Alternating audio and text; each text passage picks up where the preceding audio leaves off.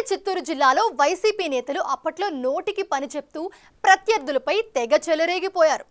ఒకరు సీరియస్ గా విమర్శలు గుప్పిస్తే మరొకరు వెటకారం జోడించి మరి విపక్ష నేతలపై ఆరోపణలు చేసేవారు. ప్రతిసారి పరిధి దాటి ప్రత్యర్థులపై విమర్శలు చేస్తూ సామాన్యులు సైతం ఇదేం గోలా అనుకునే విధంగా వ్యవహరించారు. ఆ నాయకులు అధికారంలో ఉన్నప్పుడు అన్ని విధాలా స్థిరపడ్డారు. అయితే గత 3 నెలలుగా ఎవ్వరూ నోరు మెదపడం లేదు. అప్పుడంతా హడావిడి చేసిన బ్యాచ్ ఇప్పుడు ఎందుకంత సైలెంట్ అయింది?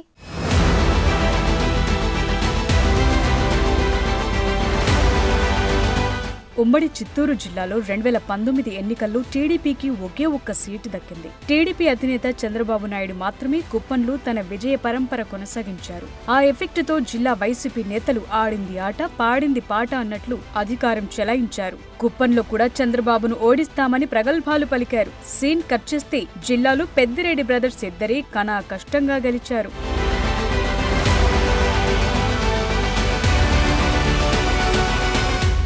గత 5 ఏళ్లలో అయిన దానికి కయ్యానికి కాలు దువ్విన నేతలందరూ ఓటమి తరువాత సైలెంట్ అయిపోయారు. అప్పట్లో వైసీపీ నేతల వెంట నడిచిన క్యాడర్ అంతా ఆ పరిస్థితిని జీర్ణించుకోలేకపోతోంది.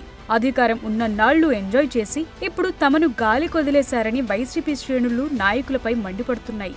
పాత కేసులు తిరగదోడుతుండడంతో పార్టీ వారు ఇబ్బందులు పడుతున్నా మాజీలంతా తమకెందుకులే అన్నట్లు వ్యవహరిస్తుండడంతో క్యాడర్ ఆగ్రహం కట్టలు తెంచుకుంటోంది. దాంతో సోషల్ మీడియాలో తమ నేతల్ని వారు టార్గెట్ చేస్తుండటం ఇప్పుడు జిల్లాలో హాట్ టాపిక్ గా మారింది.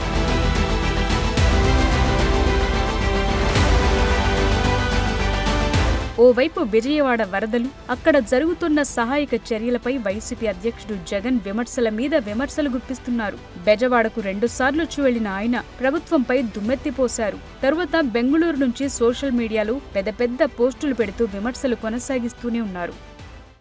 ఈ రోజు ఈ ఫ్లడ్స్ ఏదైతే కనిపిస్తా ఉన్నాయో ఇవి స్వయంగా మ్యాన్ మేడ్ ఫ్లడ్స్. ఇది మ్యాన్ మేడ్ ఫ్లడ్స్ అంటే దాని అర్థం ఏమిటి అని అంటే ప్రభుత్వం స్పందించాల్సిన రీతిలో స్పందించకపోవడంతో ఈ రకంగా అన్యాయమైన పరిస్థితి నెలకొని ఉంది. ఆలోచన చేయమని అడుగుతా ఉన్నా. ఇంతకు ముందు కూడా వరదలు వచ్చాయి, ఇంతకు ముందు కూడా ఫ్లడ్స్ వచ్చాయి. ఇప్పుడు పడిన వర్షం కన్నా ఇంకా ఎక్కువ వర్షాలు కూడా పడ్డాయి. కానీ ఏ రోజు కూడా మనుషులు చనిపోయిన పరిస్థితులు ఏ రోజు రాలా.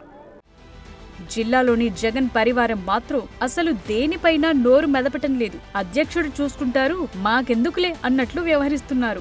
వరదలు గత 60 ఏళ్లలో ఎన్నడూ లేని విధంగా ముంచెత్తటంతో విజయవాడలోని కొన్ని ప్రాంతాలు నీట మునిగాయి. సమగ్ర సమాచారం లేకుండా అక్కడకు వెళ్లిన మాజీ ముఖ్యమంత్రి బుడమేరు వరదపై అవగాహన లేకుండా మాట్లాడి అబాసుపాలయ్యారు. బుడమేరు నుంచి వస్తా ఉన్న వరదలను కూడా ఇక్కడనే పంపించే కార్యక్రమం చేశారు. శనివారం రాత్రి ఒక అలర్ట్ లేకుండా, ఒక సిగ్నల్ లేకుండా నీళ్లు బుడమేరు నుంచి గేట్లు ఎత్తేశారు. ఎంత దారుణమైన పరిస్థితి అనంటే వలగలేరు హెడ్ రెగ్యులేటర్కు సంబంధించిన లాకులను 11 లాకులను శనివారం రాత్రి అర్ధరాత్రి దాటిన తర్వాత ఎత్తారు. అలర్ట్ లేదు.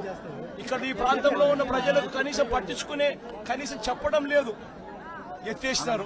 ఎందుకు ఎత్తినారు? చంద్రబాబు నాయుడు గారు ఉన్న ఇల్లు, కరకట్టు మీద ఉన్న ఇళ్లకు ఆ ఇంటికి సంబంధించిన ఆ నీళ్లు పోకుండా రక్షించుకునే దానికోసం విజయవాడలోని ఈ ప్రాంతాన్నంతా కూడా నీటిమయం చేశారు చంద్రబాబు నాయుడు గారు. నేను అడుగుతా ఉన్న ప్రతి ప్రశ్న కూడా లాజికల్ గా అడుగుతా ఉన్నాను. ఎవరైనా కానీ సమాధానం చెప్పాలనుకుంటే మొట్టమొదటిగా ప్రజలకు క్షమాపణ చెప్పి ఆ తర్వాత ఈ ప్రజలకు ఏం చేయబోతున్నాము అన్న మాటలు కూడా చెప్పి ఆ తర్వాతనే సమాధానం చెప్పాలని చెప్పి చంద్రబాబు నాయుడు గారిని గట్టిగా కూడా కోరుతా ఉన్నాను. వరద ప్రాంతాలకు అలా వచ్చి ఇలా వెళ్లిపోయిన మాజీ ముఖ్యమంత్రి వ్యాఖ్యలపై విమర్శలు వెల్లువెత్తాయి. గతంలో అధినేత చూసి రమ్మంటే కాల్చి వచ్చిన నేతలందరూ ఇప్పుడు వాటిపై స్పందించటమే మానేశారు. చంద్రబాబుపై ఎదురుదాడిలో ముందుండే జిల్లాకు చెందిన మాజీ మంత్రులు నారాయణ స్వామి, పెద్దిరెడ్డి రామచంద్రారెడ్డి, మాజీ ఎమ్మెల్యేలు పూమన కరుణాకర్ రెడ్డి, చెవిరెడ్డి భాస్కర్ రెడ్డి, బియ్యం మధుసూదన్ రెడ్డిలు అసలు రాష్ట్రంలో వరదలు వచ్చిన సంగతే తెలియనట్లు వ్యవహరిస్తున్నారు.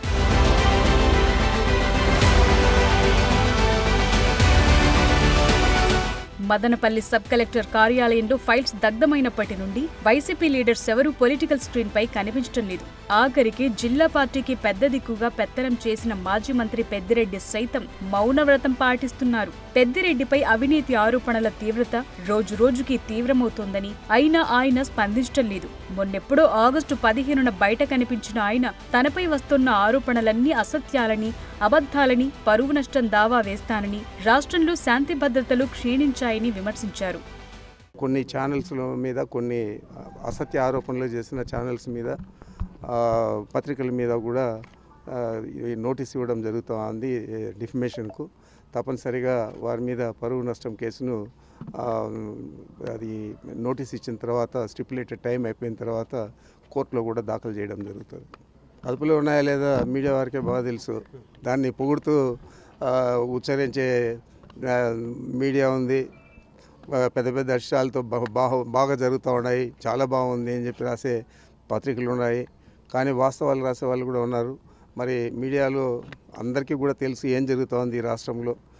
ఈ రాష్ట్రంలో తెలుగుదేశం పార్టీ అధికారంలోకి వచ్చిన జూన్ 4వ తేదీ మొదలైన దమనకాండ, దౌర్జన్యం, దుర్మార్గం, ఆ రెడ్ బుక్ ఇంప్లిమెంటేషన్ ఇవన్నీ కూడా ప్రజలందరూ కూడా గమనిస్తూ ఉన్నారు.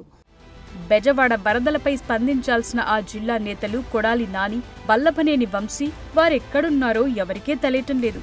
వరద ప్రాంతాలకు వెళ్లకుండా ఎప్పటిలానే ఫైర్ అయ్యారు మాజీ మంత్రి రోజా. చంద్రబాబు, పవన్, లోకేష్లపై తనదైన శైలిలో విమర్శలు గుప్పించారు. అయితే వారిపై రోజా చేసిన వ్యాఖ్యలు పార్టీకి మైనస్ గా మారాయని వైసీపీ శ్రేణులు మండిపడుతున్నాయి. చంద్రబాబు నాయుడు గారి ఇంటికి 3 కిలోమీటర్ల దూరంలోనే ఇంత పెద్ద విపత్తు జరిగినా ప్రజల్ని కాపాడలేకపోయారు అంటే ఇది రాష్ట్ర ప్రభుత్వం, రాష్ట్ర ముఖ్యమంత్రి వైఫల్యం కాదని నేను అడుగుతున్నా. ఈరోజు కరకట్టు మీదున్న అక్రమ కట్టడాల్ని కాపాడటం కోసమే విజయవాడని ప్రజల్ని ముంచేశారు అనటంలో నిజం లేదా అని నేను అడుగుతున్నా. గంట ముందు ప్రజలకు చెప్పినా వాళ్ళు ముంపు బారిన పడేవారు కాదు. వాళ్ళని అప్రమత్తం చేసి ఒక సేఫ్ అయిన ప్లేస్కి పంపించున్నా ఈరోజు ఇన్ని లక్షల మంది, దాదాపుగా 3 లక్షల మందికి పైగా 4 రోజుల పాటు కరెంటు లేకుండా, తిండి లేకుండా, చిన్న బిడ్డలకి పాలు లేకుండా ఈ విధంగా నీళ్లలో మునిగి అవస్థలు పడాల్సిన అవసరం లేదు. దురదృష్టం ఏంటంటే ఈ రాష్ట్ర ముఖ్యమంత్రి నుంచి మంత్రుల వరకు ఎప్పుడు ఫ్రైడే వస్తుందా, ఎప్పుడు హైదరాబాద్కి వెళ్దామా, లేదా ఎప్పుడు విహారయాత్రలకు వెళ్దామా అని ప్లాన్ చేసుకోవడంలోనే చిత్తశుద్ధిగా ఉన్నారనేది ఈ 5 రోజులు మీరు చూస్తే మీకే అర్థమవుతుంది. 4-5 రోజులు ప్రజలకి తిండి అందించడంలో ఈ ప్రభుత్వం విఫలమైంది. కనీసం ఇది జరిగినప్పుడు సీఎం గారు పనిచేయట్లేదు, వయసు అయిపోయింది. డిప్యూటీ సీఎం గారు, పంచాయతీరాజ్ శాఖ మంత్రి గారు కనీసం తన శాఖను అప్రమత్తం చేసి ప్రజల్ని కాపాడాల్సిన బాధ్యత ఉన్నా ఈ రోజు 5 రోజుల వరకు ఆయన అసలు విజయవాడ వైపే రాలేదు. ఇక ఆ కాన్స్టిట్యున్సీ ఎమ్మెల్యే ప్లస్ రాష్ట్ర మంత్రి లోకేష్ గారు మొత్తం మునిగిపోయి మంగళగిరి, విజయవాడ అలల్లాడిపోతుంటే ఆయన హైదరాబాద్ లో ఎంజాయ్ చేస్తున్నారు. పవన్ కళ్యాణ్ ఏమయ్యారని ప్రశ్నిస్తూ లోకేష్ హైదరాబాద్లో కాలక్షేపం చేస్తున్నారని రోజా వ్యాఖ్యానించారు. అయితే రోజా విడుదల చేసిన వీడియోకు వరదల్లో తిరుగుతోన్న చంద్రబాబు, లోకేష్ వీడియోలను, సమీక్షలో పాల్గొంటున్న పవన్ కళ్యాణ్ వీడియోలను ట్యాగ్ చేసి కూటమి క్యాడర్ వైరల్ చేస్తోంది. వైసీపీ వాళ్లకి ఓటమి తర్వాత కళ్లు కూడా కనిపించకుండా పోయాయని టీడీపీ, జనసేన శ్రేణులు సెటైర్లు విసురుతుండటంతో కౌంటర్ ఇవ్వలేక వైసీపీ సోషల్ మీడియా వింగ్ సతమతమవుతుందట.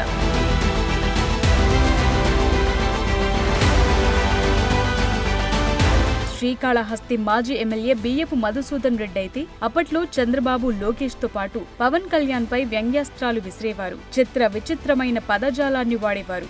అయితే ప్రస్తుతం ఆయన నియోజకవర్గంలో కేవలం వైఎస్ జయంతి, వర్ధంతి రోజు మాత్రమే కనిపించారు. ఎన్నికల ముందు ఆయన కోసం వాలంటీర్లు రాజీనామాలు సైతం చేసి పనిచేశారు. కనీసం ఇప్పుడు వారి గురించి కూడా ఆయన మాట్లాడటం లేదు.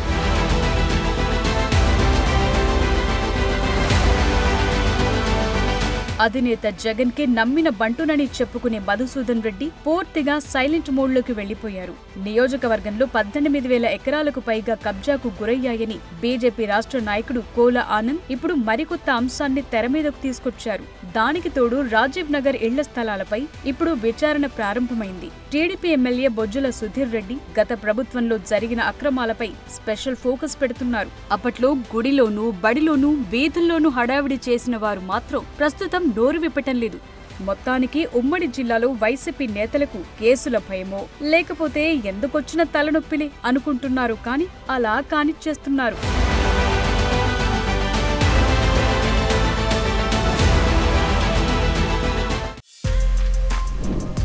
For more videos like this, subscribe Big TV channel.